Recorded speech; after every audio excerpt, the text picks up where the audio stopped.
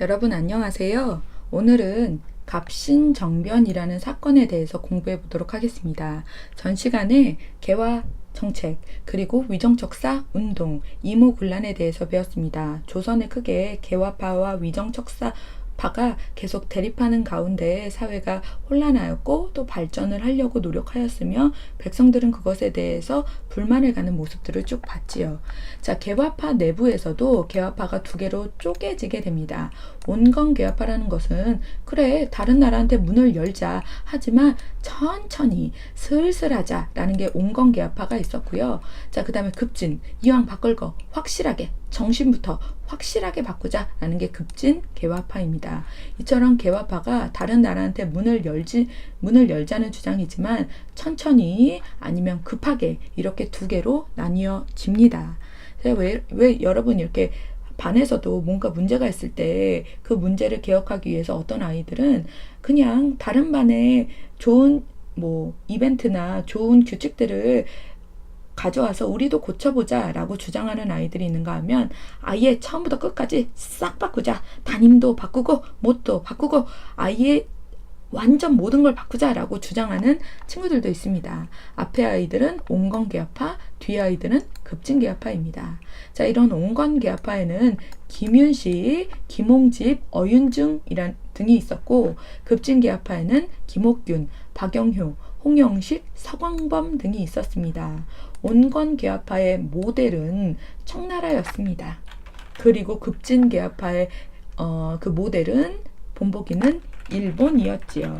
그래서 온건개화파는 청나라에 많이 의존하는 모습이었고 전통적인 조선의 질서는 그대로 유지하되 서양의 기술만, 서양의 정신이나 사상 이런 게 아니라 왕은 그대로 이때 서양의 기술만 천천히 받아들이자라고 추진한 게 온건개화파라면 개화파는 청나라 간섭 이제 벗어나자. 우리는 아주 발달한 일본을 배우자. 그래서 서양의 근대적인 제도뿐만 아니라 생각까지 받아들여서 아주 적극적이고 아주 빨리 개혁을 추진하자라는 두 가지 움직임이 있었습니다. 이 두 가지가 대립하는 가운데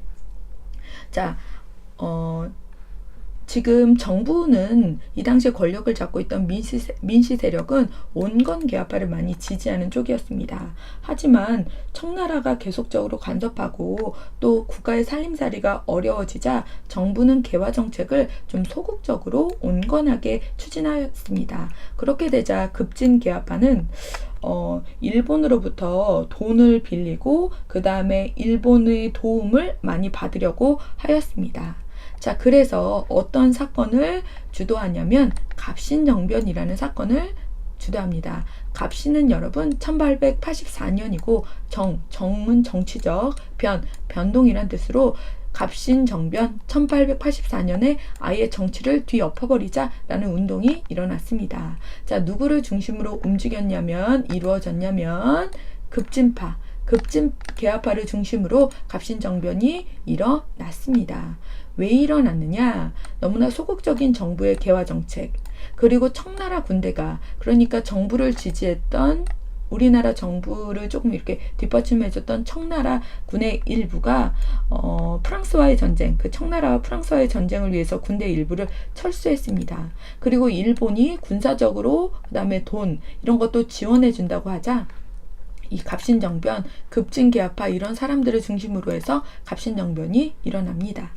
자, 우정총국이라고 해서 지금의 우체국, 그것이 개국할 때 추가 잔치를 벌였습니다. 그때 정치적 변동을 일으키지요. 자, 이때 소동을 일으켜 정부 고위 관료들을 살해하고, 그리고 각국 공사, 외교관 공사에 새로운 정부가 수립되었다 딱 안내하고, 그 다음에 새 정부 수립을 발표하면서 14개조 정강, 그러니까 우리는 14개조로 여러분 죄송합니다. 소가 아니라 조입니다. 14개조 정강을 발표하면서 갑신정변 그리고 이 급진개화파가 추구하고자 했던 사회의 모습 이런 것들을 발표합니다. 가장 대표적으로 이제 우리는 청나라에 대해서 4대 청나라가 제일 크다고 그들을 그대로 따르지 않겠다. 그리고 문벌 그러니까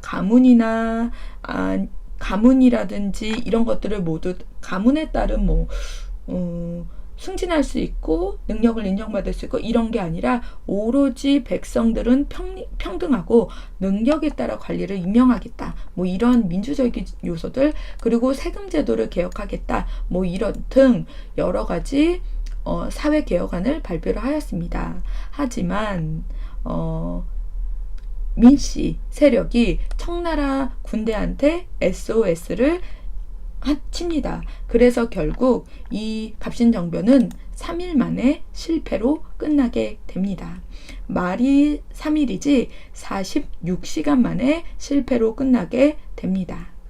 자, 여러분, 이 갑신정변을 통해서 우리나라는 일본과 조약을 맺었습니다. 자, 저번 시간에 이모곤란으로 인해서 맺어진 조약이 제물포 조약이었지요. 자, 조선과 일본 사이에 갑신정변 이후로 맺어진 조약의 이름은 한성조약입니다. 자, 제물포, 인천에서 한성, 서울로, 그러니까 우리나라의 심장부를 향해서 자꾸만 조여오고 있다라는 느낌 들지요. 자, 일본이 우리를 군사적, 재정적으로 지원해 준다고 하였으나 이렇게 갑신정변이 일어나면서 일본 아이들은, 그러니까 일본 이 사람들은 본국으로 도망을 치게 됩니다. 그럼에도 불구하고 일본이 우리나라한테 배상금을 얻어냅니다. 왜 배상금을 얻어내냐면 이 정변 과정에서 일본 공사관이 불에 탄 것을 빌미로 해서 조선과 한성조약을 체결해서 배상금을 얻어냅니다. 상당히 슬픈 모습이지요. 그리고 또 하나, 우리나라를 호구로 본 것, 청나라와 일본 사이에 이런 조약이 맺어집니다. 청나라와 일본이 두 나라 중에 한 나라라도 조선에 만약에 군대를 보낼 상황이 발생할 때는 상대국에게 미리 알려라. 만약에 청나라가 우리 조선을 쳐들어올 건데 그 군대 쳐들어오는 걸 일본한테 알려주지 않으면 안 된다. 그럼 즉시 일본도 쳐들어올 것이다. 이런 조약입니다. 이걸 우리는 청나라의 도시 이름을 따서 텐진 조약이라고 합니다. 여러분, 이런 조약들을 봤을 때 아하, 우리나라가 점차 침략당하고 있구나, 우리나라가 점차 호구가 되어가고 있구나 라는 걸 알 수 있습니다. 자, 갑신정변으로 정말 새로운 근대 국가를 건설하고자 노력을 한 최초의 정치개혁 운동이긴 하였으나, 자, 급진개화파가 너무나 일본의 지원에만 의존하였고, 그리고 백성들의 지지는 얻지 못하였고, 또 오히려 개화에 대한 반감만 불러일으키면서 결국 이 사건은 3일 만에 끝나게 됩니다. 백성들이 위정척사 개화 정책에 대한 반발로 이모곤란을 일으켰고, 그 다음에 또 갑신정변은 이 개화파 내부에서 개화파가 나뉘어지면서 급진개화파가 일으킨 사건이 바로 갑신정변이고, 그러니까 조선 사회에서는 위정척사냐 개화냐, 또 개화 안에서는 천천히 가느냐 빠르게 가느냐, 이것에 대해서 끊임없이 대립하는 상당히 혼란스러운 모습을 보였습니다. 자, 여기에 연루된 이 급진개화파 사람들은 일부는 청나라 군대에 살해당했고, 일본으로 망명을 가기도 하였습니다. 자, 이 사건이 바로 갑신정변이고, 자, 마지막으로 이 갑신정변 이후에 조선을 둘러싼 열강, 그러니까 서구의 여러 강한 나라들이 우리나라에서 각축 경쟁을 벌이게 됩니다. 자, 청나라는 갑신정변 당시에 청나라 군대가 우리나라에 들어옴으로써 이 갑신정변을 정리해 준다고 해야 되나요? 마무리 지어줬지요. 그러니까 청나라가 우리나라 정치에 대해서 엄청 간섭을 했을 것이고, 또 일본도 우리나라에서 경제적 침략을 강화하면서 청나라와 일본이 우리 조선 내에서 엄청 대립하였습니다.